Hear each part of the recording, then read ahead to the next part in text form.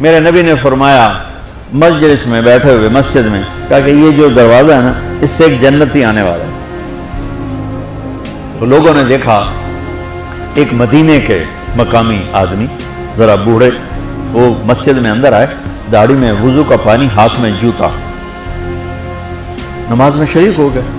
اگلے دن آپ کی محفل تھی تو آپ نے فرمایا یہ جو سامنے دروازہ ہے اس سے ایک جنتی آ رہا ہے۔ تو سیم وہی آدمی اسی حالت میں انٹر ہوئے۔ اگلے دن ہوا تو آپ نے کہا اس دروازے سے جنتی آنے والا ہے، ٹھیک وہی آدمی اسی حالت میں انٹر۔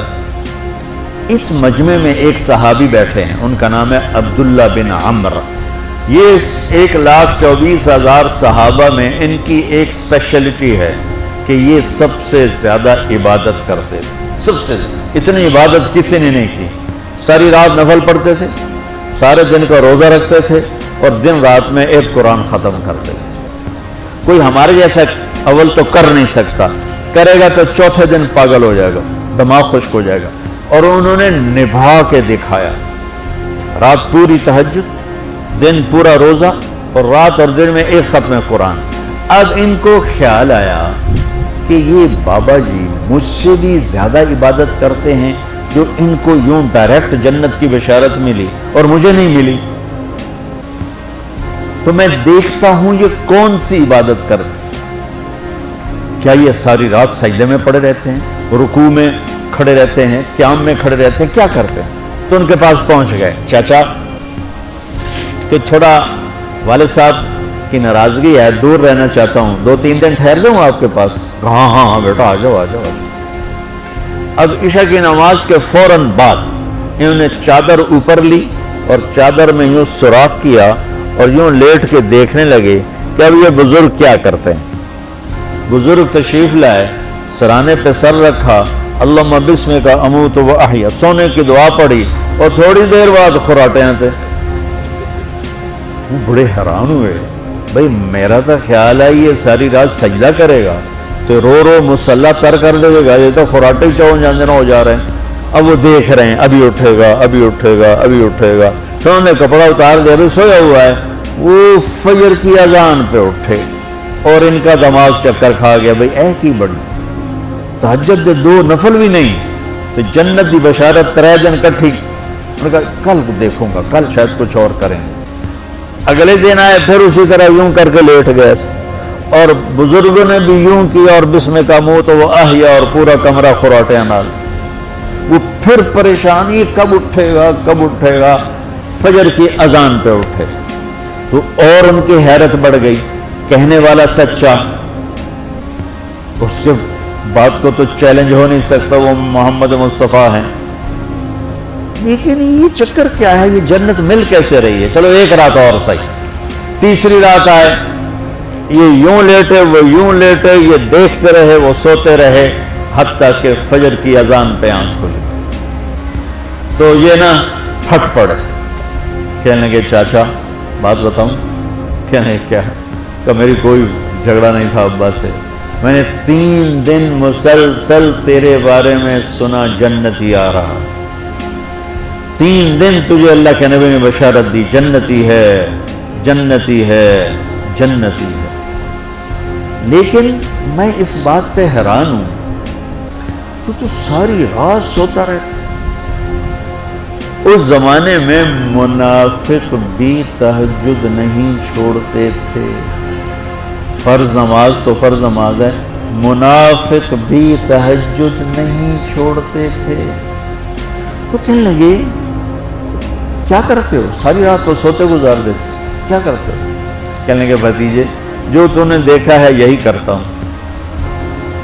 اب یہ پریشان ہے کہ اللہ کے نبی کی بات کو تو چیلنج ہو نہیں سکتا، اور جس کو بشارت دی ہے انہیں تو فٹ نظر نہیں آ رہی کہ کیسے تو نفل آج کہ نیک لوگ تہجد نہیں چھوڑتے۔ تو کہنے لگے اچھا چلو اللہ نے ایسا ہی، اللہ کی مرضی اللہ کے نبی کی مرضی۔ یہ 4 قدم چلے تو آپ سننا، کہ بھتیجے ادھر آؤ، کہ بیٹا ادھر آؤ، آ گئے۔